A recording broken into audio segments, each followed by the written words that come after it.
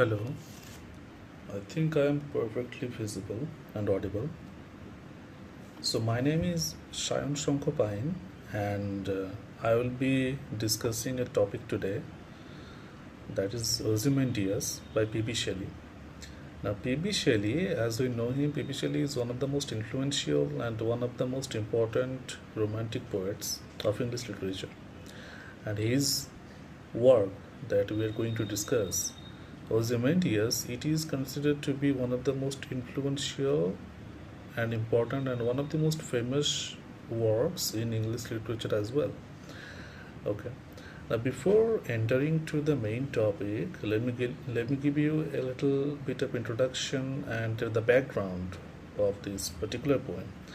Now, this particular poem is actually a result of a contest which was between PB Shelley and his friend Mr. Horace Smith. Back then, at the time, contemporary poets used to have this type of contest between them. They used to choose one single topic and then they used to write something about that topic. So, like two different types of writings would be created, and the title would be the same. So, there are two poems named Ozymandias, and we are going to read the Ozymandias written by PB Shelley, and it was published on 11th of January 1880. Now, Ozymandias, it is actually a sonnet. Sonnet is one of the most important and one of the most oldest poem structure in English literature. Now, a sonnet, it consists of 14 lines. Now, these 14 lines are again divided in two parts, the first 8 lines and the next 6 lines. Now, first 8 lines are called as octave. As the name suggests, it is the first 8 lines, and again the later 6 lines, those 6 lines are known as the sestet. So 8 lines octave and 6 lines sestet. Now, that is the structure of a sonnet. Now, there are different types of sonnets in English literature, and the most famous structures of sonnet being the Shakespearean sonnet, the Petrarchan sonnet. Now, Shelley here in this poem has not perfectly obeyed and followed the traditional sonnet form structure. He has actually violated the traditional structure of sonnet writing, and which was quite intentional based on the theme that we are going to read in this poem. The theme of Ozymandias is somewhat not substantial. Okay, the rhyme scheme as well. So goes for the sonnet structure of PB Shelley as well, which was quite intentional and it is metaphorical at the same time as well. So now let's directly dive into the poem. I will read out the entire poem at first, and then I will go for the line by line explanation.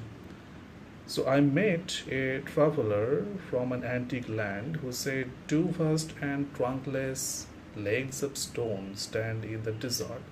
Near them on the sand, half sunk, a shattered visage lies, whose frown and wrinkled lip and sneer of cold command tell that its sculptor would well those passions read which yet survive, stamped on these lifeless things, the hand that mocked them and the heart that fed." And on the pedestal these words appear: "My name is Ozymandias, king of kings. Look on my works, ye mighty, and despair. Nothing beside remains round the decay of the colossal wreck, boundless and bare. The lone and level sands stretch far away." Now, this is the whole poem. It is a 14-line poem, as I said. Now the first 8 lines are the octave and the next 6 lines are the sestet. And there is a rule, sonnet writing. Now the first 8 lines will bring a theme or bring a message to us, and the next 6 lines will try to give all the answers of the first 8 lines of the message. Now here the first line says, I met a traveler from an antique land. Now the speaker of the poem says antique land is a distant land, is old place. You can say all these things about antique land. Now the speaker of the poem actually meets a traveler. Now it is actually kind of like a time travel. Now the traveler is explaining and saying something that he has seen to the narrator. Now the thing that he had seen in the desert, it doesn't belong to the same age or the same time. He has seen something from the past. Okay. So traveler who came from an ancient land, who said, what he says, the 2 vast and trunkless legs of stone stand in the desert, 2 vast, gigantic, and trunkless legs. Okay, trunkless. The torso of a human body, the upper part of the human body was missing of that statue. Only the legs were standing. Okay, and the upper body was missing.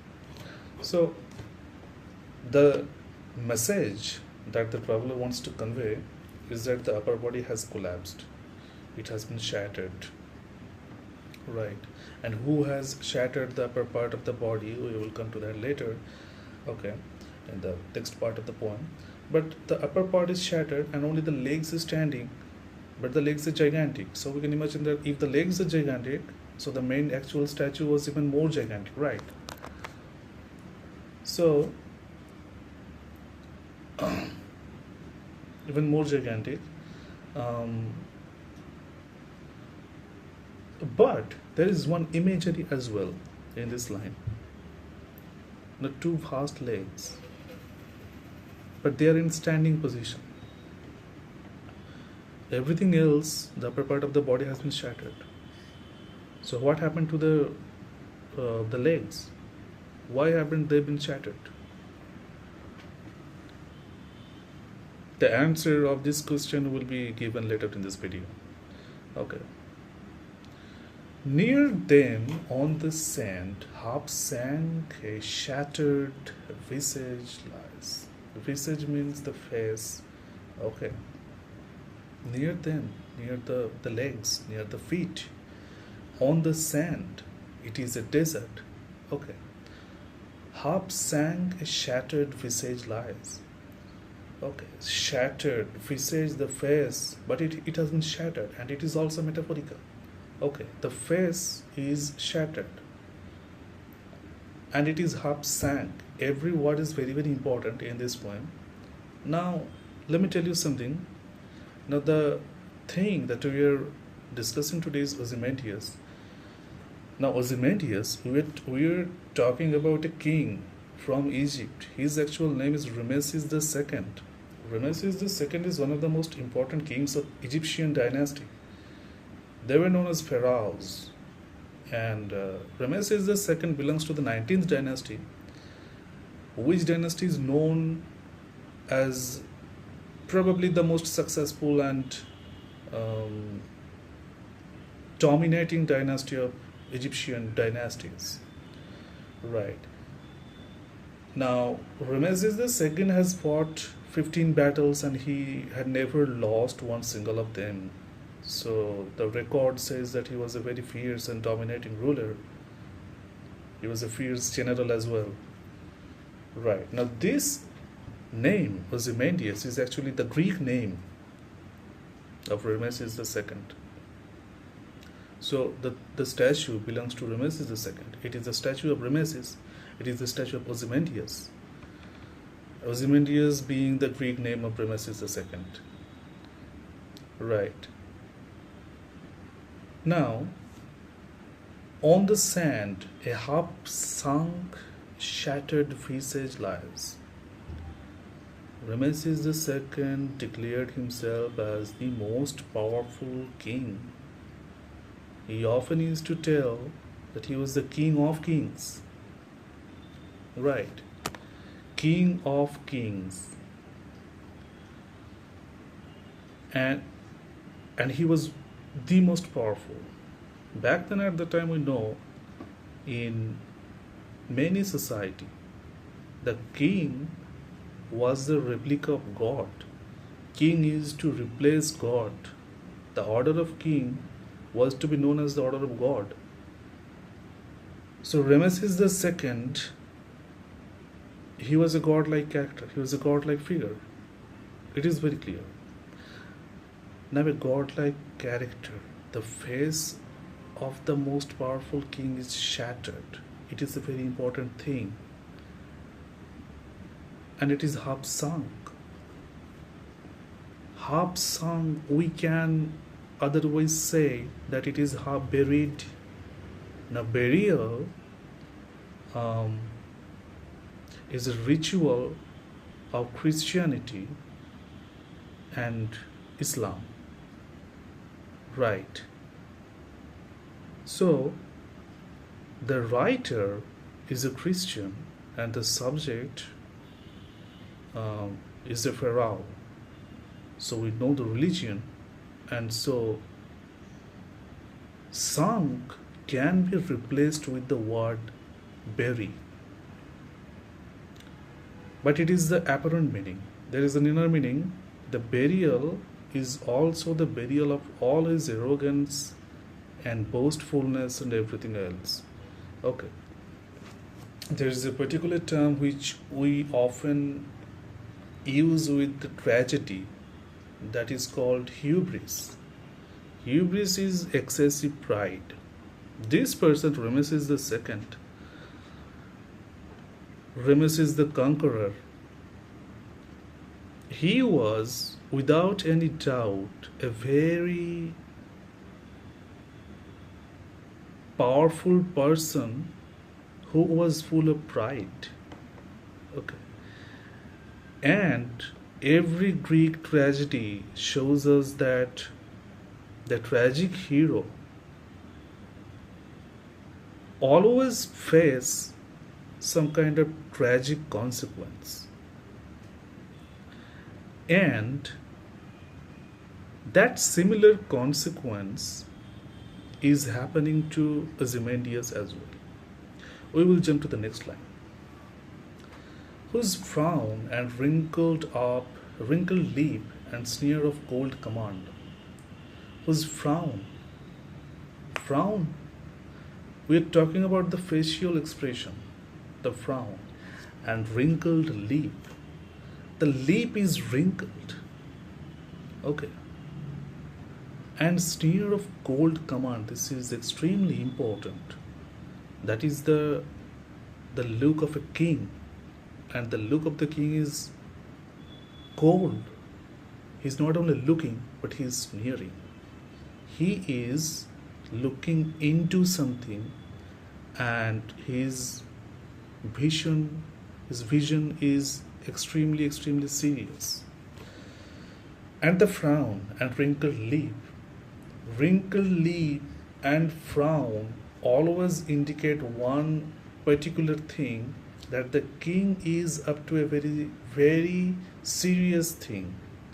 Okay. But statue generally expresses the overall demeanor of a particular person. Now through this line we get to know the point that Ozymandias was a very strict person, a very strict ruler, tell that its sculptor well those passions read, which yet survive stamped on these lifeless things. Now, all those facial expressions tell one thing, that the sculptor who had sculpted this statue was a very talented sculptor. He actually sculpted every single detail of the king into this statue, which perfectly reflects all the facial expressions that the king used to make during his tenure, during his lifespan. And all the work of the artist is reflecting through the statue, which survives, which yet survives, and which has been stamped on these lifeless things. Right? The visage, we are talking about the visage mainly because the facial expression is only visible on the face. The hand that mocked them and the heart that fed. This line is very important. The hand that mocked them. This basically shows the perfect recreation of those feelings, recreation of those feelings of the king, and the heart that fed. Okay, now it conveys the cruelty of the statue, and cruelty comes from the heart of the king. Okay, now it is not easy to align our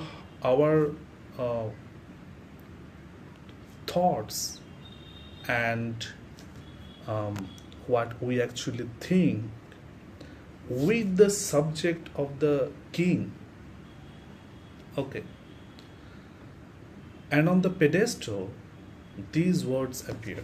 The statue is obviously on a pedestal, and there is something written which actually direct the whole thing.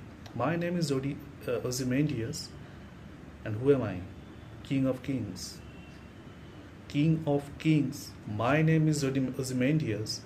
If this is in first person, so Ozymandias himself is saying that I am the king of kings. And if a person himself is saying that I am the king of kings, that reflects the boastfulness and reflects the arrogance of that person. And every arrogant person we see from the history has failed, regardless of the fact that he has been the most powerful person at that time in the world. Right. Look on my works, ye mighty and despair. Look on my works, look on. So he is saying some people to look on. And who are some people? Some people are the people of all the ages, the people of his own age, the people of the future as well. Now this statue that he actually built was a testimony of the fact that he was the ruler of all the rulers, and the people of the future would have a look at the statue with awe, with respect. Right. Now this was the main motive of building this statue. Ye mighty and despair. Ye mighty, it has two meanings. Now his whole, first of all, his whole kingdom, that was a very mighty kingdom, and he himself was very mighty as well. And despair. Now this is the contradiction here in this sentence.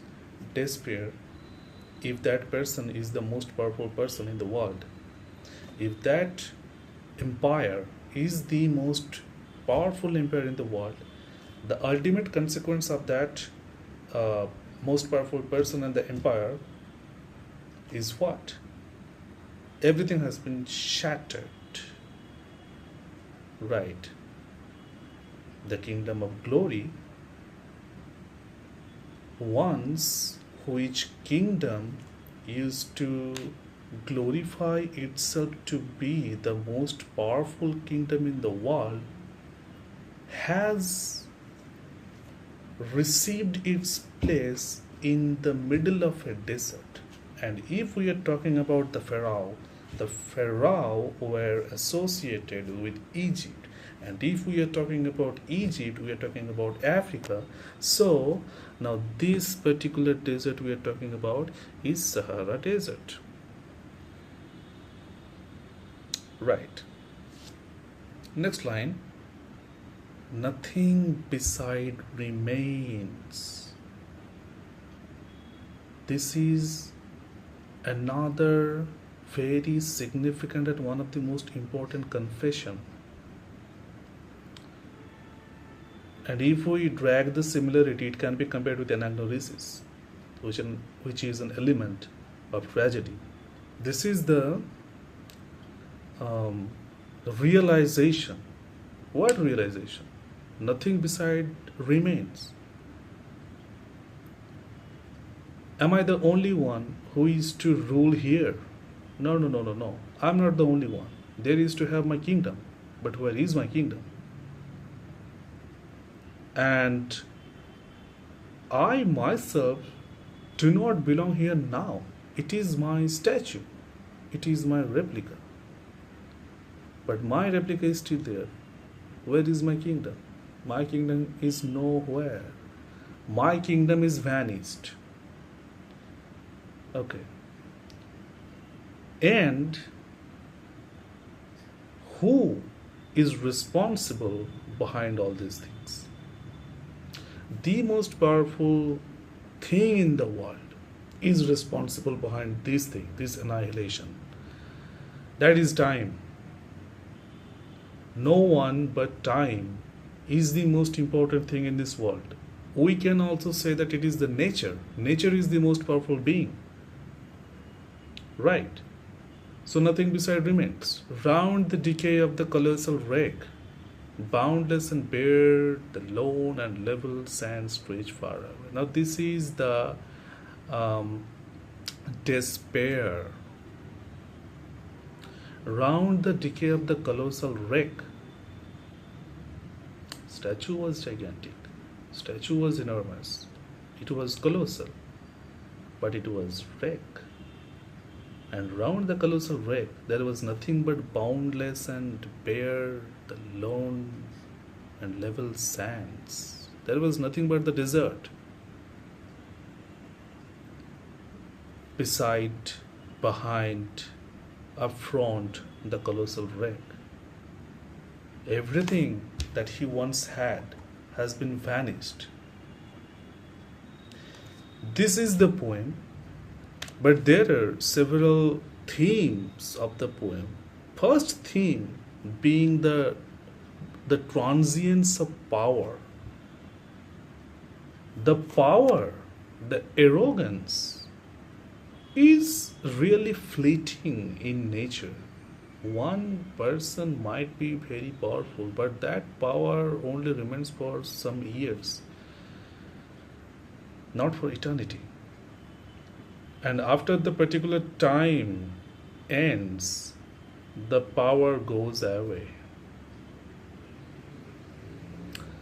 The power goes away. And that's why the theme that appears to be the most important theme is the transience of the power. And the transience of the power can be identified in various places, like the two vast trunkless legs. It might be trunkless, but it is vast. So vast, it identifies power. It resembles power. Stone, sand in the desert. Near them on the sand, half sunk, a shattered visage lies. Here comes the line. Whose frown and wrinkled lip and sneer of cold command. All these things are resembling the power that the person used to have, that the person used to feel. Okay. And my name is Ozymandias, King of Kings. This is power. At the same time, this is pride. This is not only pride, but it can be said that it is hubris, excessive pride. I am King of Kings. Right. Now, all the things that I have just said, these things, it represents one single thing, that is the transience of power. That power ultimately goes away at some point of time.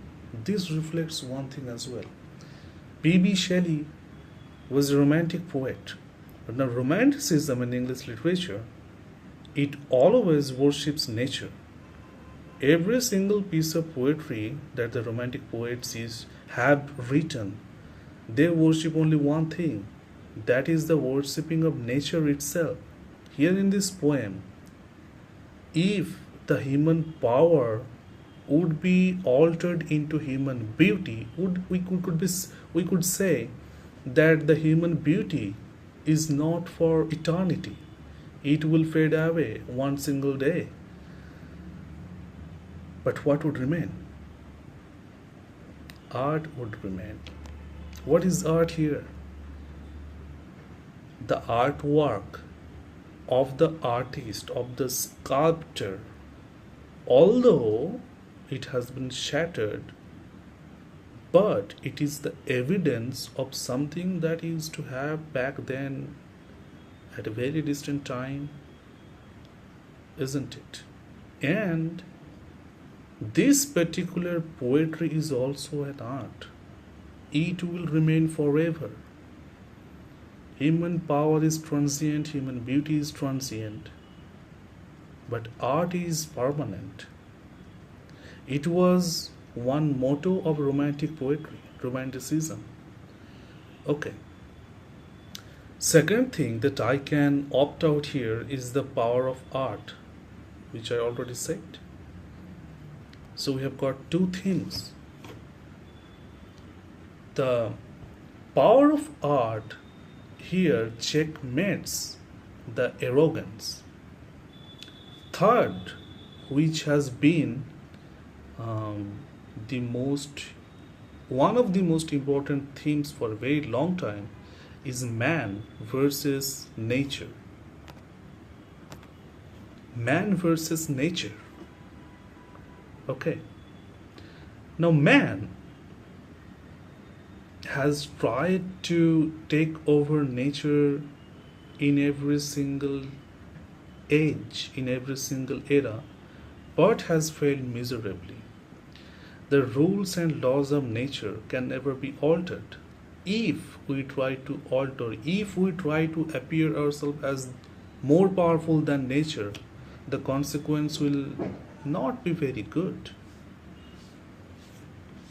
Ozymandias might be the most powerful and most ferocious and most successful pharaoh of the Egyptian dynasties, but the ultimate consequence of that powerful pharaoh is nothing if we compare it with the power of nature. It is nothing. It also portrays the burial, the trunkless legs of the stones, of stone sand. It is upshrunk, the visage, right? These are the main themes of the poem. There are several. It will be a short video. I cannot cover every single thing in this video. These are the main themes. There are some literary devices as well. There are alliteration. There are irony. There are metaphor. And enjambment as well. I can see there is synecdoche as well. These are the literary devices which I will cover sometime in any other video. Now I will end this video here, and do let me know how was the video. Was it informative and helpful in any sort of way or not? Thank you very much.